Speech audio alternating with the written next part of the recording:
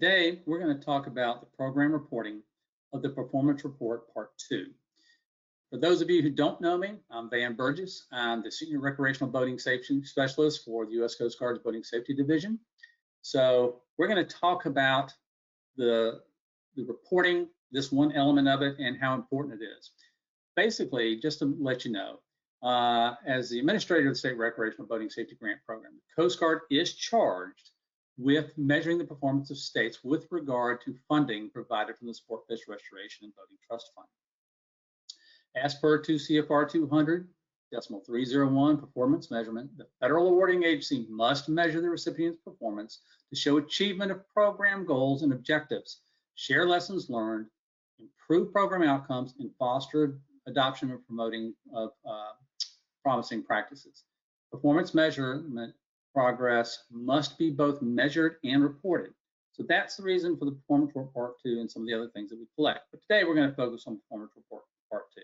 So as we do that, I'm going to turn myself off of the camera so that you don't have to look at me and you can pay attention to the slides. So here we go. Performance Report Part 2. The annual performance report must be submitted within 90 days after the end of the period of performance, which is by December 31st. Period of performance ends September 30th of every year. It follows the federal fiscal year. And then you have 90 days to submit final performance reports, which the Performance Report Part 2 is part of. The data reported on the Performance Report Part 2 is used to measure a state RBS program's activities related to the requirements of the grant. So I am going to apologize for breaking a cardinal rule of doing any PowerPoint presentation. Too many words. I know this. I have been doing these presentations for years and years and years, and I have often gotten on people for doing this. However, in this particular case, I do have a purpose for doing it. I'm not going to sit here and read all these definitions off to you, but I need to make you aware of them. Number one, I'm going to highlight a few things. And the other piece is this training PowerPoint will be used, can be used as a reference for you so that you know where to go and find this information. So that having been said, we will move right on into talking about it. Also, as far as where these definitions are also found, it's found on the U.S. Coast Guard's Boating Safety website under the Grants tab, under the State Grants tab, and that URL will be provided at the very end of this presentation on the last slide, so you know where to go. Okay, a couple of things that we're going to talk about here. We're going to be talking about commissioned or sworn officers. Most everybody knows what that is, but here's the definition for it, and it's basically those who are empowered to enforce the laws of the state. The difference between full-time, part-time, seasonal, and RBS other. Basically, full-time is someone who is a full-time person and their time is being paid under the RBS enforcement program, and this is what they do. Part-time or seasonal, a lot of states hire seasonal employees, so you can count them, and a lot of states have officers that are involved in multiple enforcement activities, whether it's fishing, game, or environmental response, whatever the case may be. And a lot of states use local municipalities, sheriff's departments, where these are part-time jobs they do doing some of the RBS mission. That's where these will be counted. Then RBS others, all those others officers, and again, this can be sheriff's departments and municipalities. RBS grant funding is not provided for, but they still provide services that are relevant to the program. Again, officer training, we talked about this if you were in on the other slide presentation that I've done regarding the state guide. We talked about these, but officer training, when we count these, this is the definitions of what is being captured and what the certifications are and what qualifies. We talk about RBS activities, what those are as outlined under Title 46 of the U.S. Code in Chapter 131. Talks about what a patrol, search and rescue, investigations, boardings, boater education, either funded in whole or in part by the program. Total RBS activities is exactly what it is. Total activities, that can be everything from manning displays, doing education, to enforcement, you name it. If it's an RBS mission set, it certainly is counted. And again, we do separate all the activity hours. That's the big number, but the on-water hours are basically a subset of that. So all the time spent out on the water is captured specifically simply because that's a big number for people to understand that it's not just all administrative duties. It's actual things that are occurring out on the water. And these hours go into the millions of hours, just so you know, once we add this all up. So here's the top half of the performance report part 2. Let's take a look. First of all, the form is all broken down into sections. All right. So you have a general information section, you have a law enforcement activities section, we have education and outreach, we have aids to navigation, different sections, and we're going to talk about it as we go through each of the sections. First of all, let's look at the top of the form. Real important that you put in where it says state of. No, we're not talking about state of confusion or your mental health at the moment. We're talking about the state that you're reporting on behalf of and the time frames. This is really important, and this is one of the most common things left off.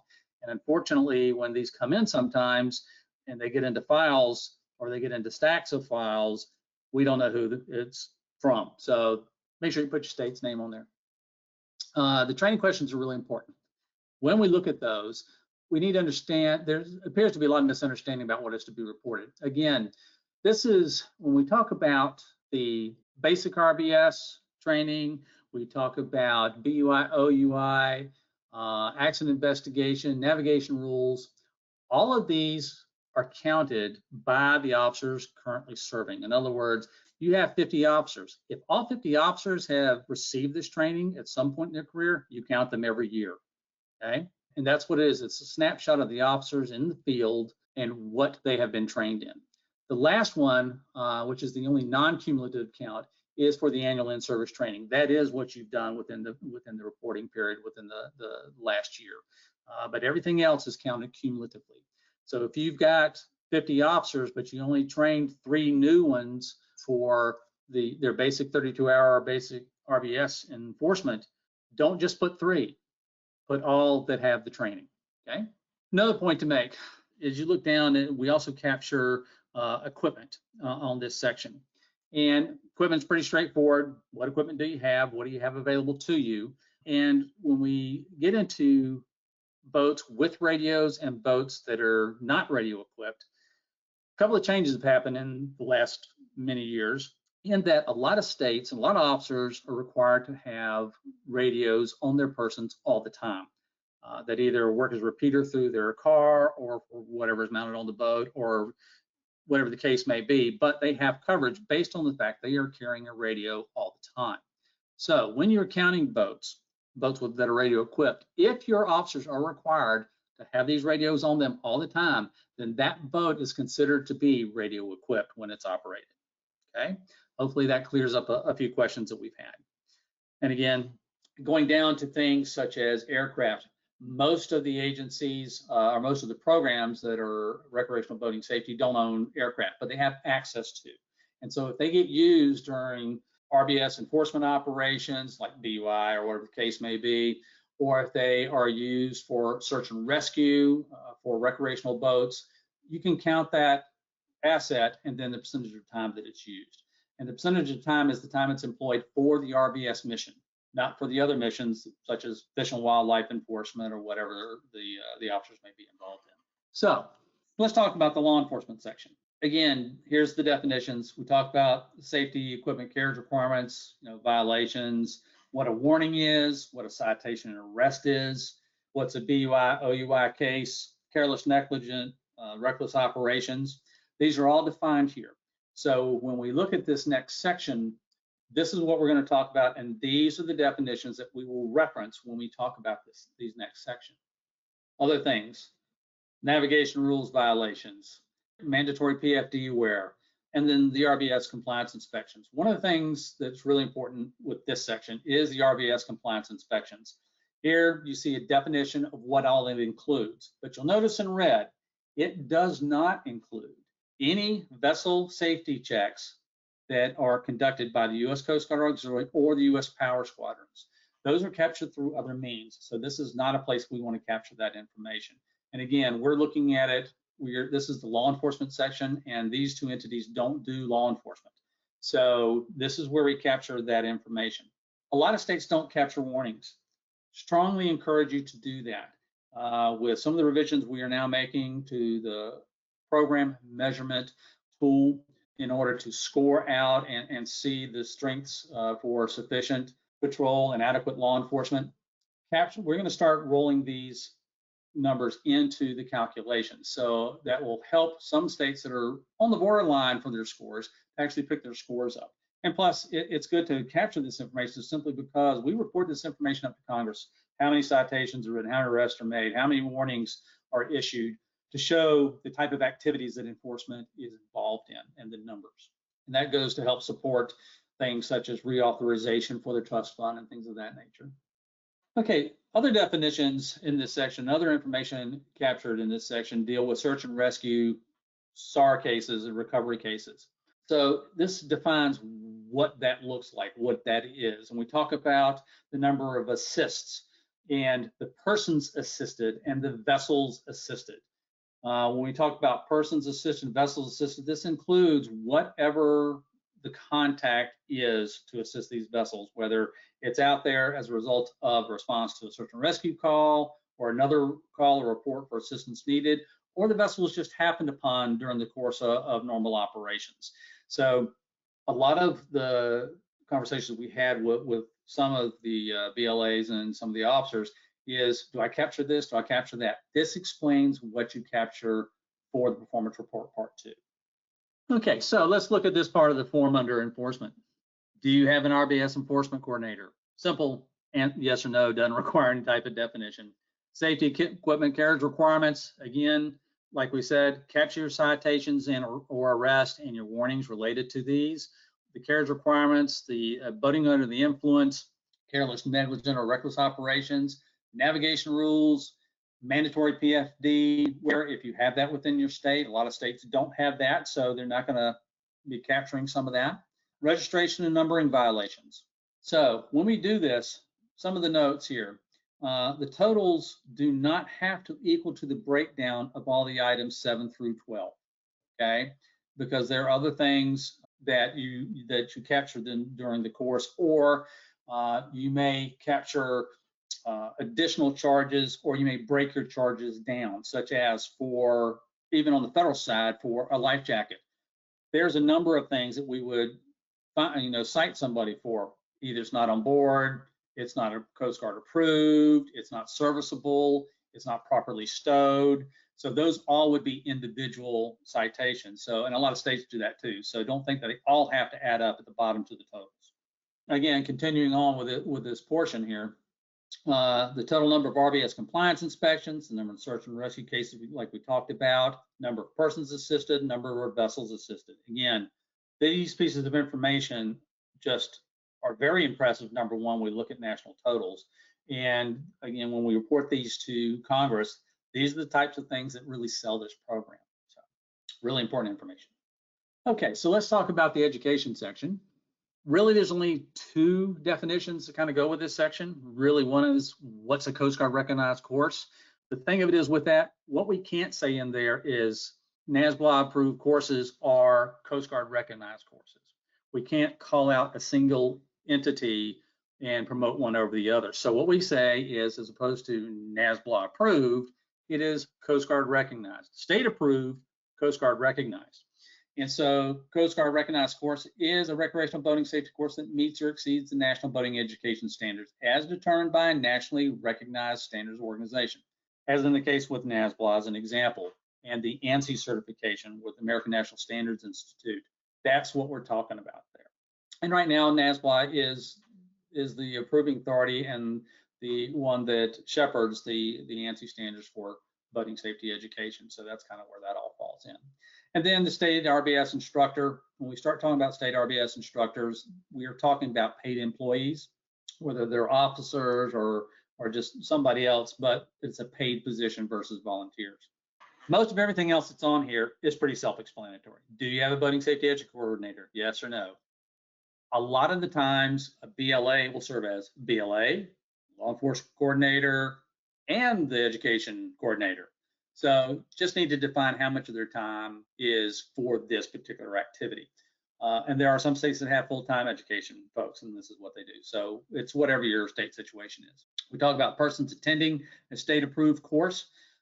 We want to know and recognize by the Coast Guard whether it's a state course, Coast Guard auxiliary course, or U.S. power quadrants course, classroom, home study, internet, whatever it may be.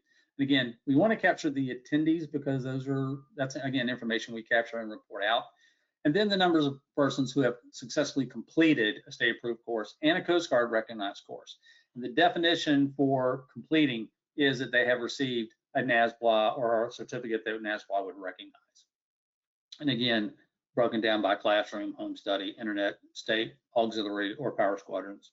And then it's a checklist. We're talking about, does your state have a dealer cooperative program? In other words, do they do classes? Do they do mini classes? Do they pass out state or Coast Guard literature for the purposes of recreational boating safety? Do you have a school-based programs? A lot of states, and this is usually by county, not necessarily statewide, but a lot of states do have school-based programs. Some get credit through their physical education programs, which is great. And some of them do end up getting certificates for completing a Coast Guard recognized boating safety class. Talk about the distribution of materials. How many pamphlets do you hand out or whatever? Now, to that end, we are trying to come up with a measurement for things that are shared via social media or the internet or whatever that aren't actual individual pieces, a way to capture that effort and the response from the public. So more to come on that as we go through. Public service announcements, either produced, aired, or published. For TV, radio, newspaper, it's all right there. It's pretty simple counting. When we get down, we talked about the state employees whose duties include boater education. It doesn't have to all be that, but even if you're officers and they go do portions of classes, we want to capture that. Again, it also includes general outreach and awareness materials. This one does not include those who are full-time instructors. The next one does the number of state RBS instructors for the Coast Guard recognized courses, that are employees or other paid instructors that, you contract out to other people or whatever the case may be. Also want to capture the number of RBS volunteer instructors for these courses, not the ones you pay or provide gratuity for or anything of that nature.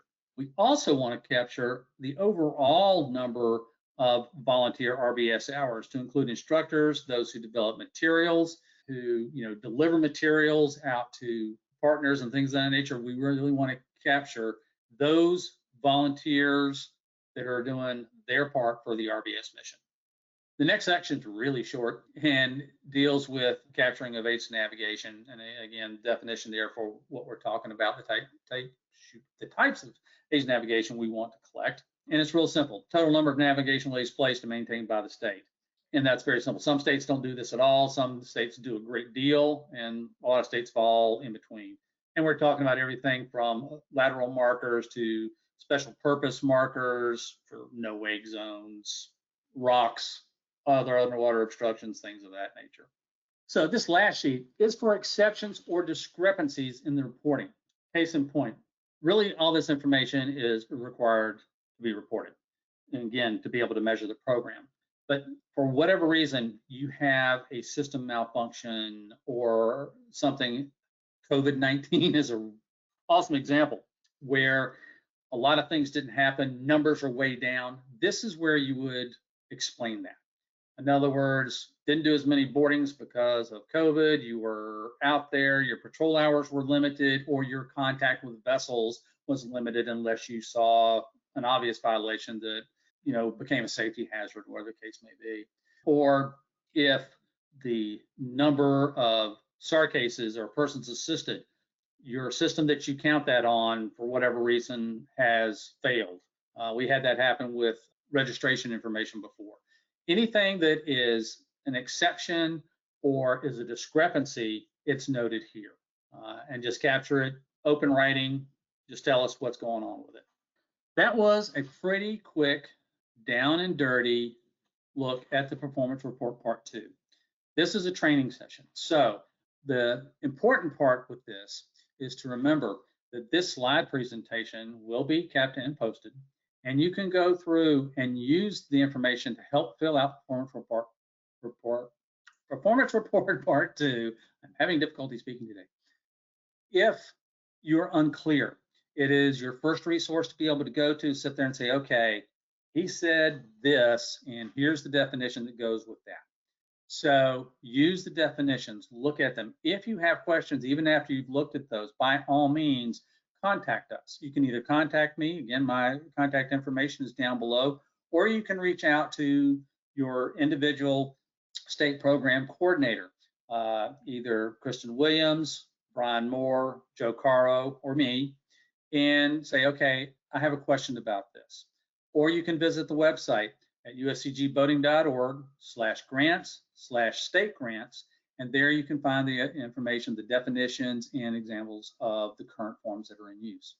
One thing about the performance report part 2 also, make sure you're using the most current form. I will tell you that you look up at the top of this form and the date is several years old. That's because the information we're requesting hasn't changed. So the one that will be posted on the website and the one that we will email out to you reporting that, hey, it's time to get these reports. We try to send those out 60 days in advance, sit there and give you a warning that, hey, we need the performance report, narrative, performance report part 2, certification numbered vessels, and the CGHQ 3923 reports of certificates and number issued to boats. We try to give you a heads up that these are coming due and the dates that they're due. Again, performance report part 2, due 90 days after the end of the grant period. So that's by December 31st of every year for the preceding fiscal year. And again, any questions you have, let us know. Hopefully you got something out of this. And if you have any questions, there will also be a question and answer session for these trainings later on in the program. So by all means, if you have questions, write them down, go through this stuff, and be ready to ask me. I will be a part of the question and answer session. So ask away and we'll provide you the best answers we can provide for you. All right, thank you for your attention, and you guys have a great rest of your day. Thank you.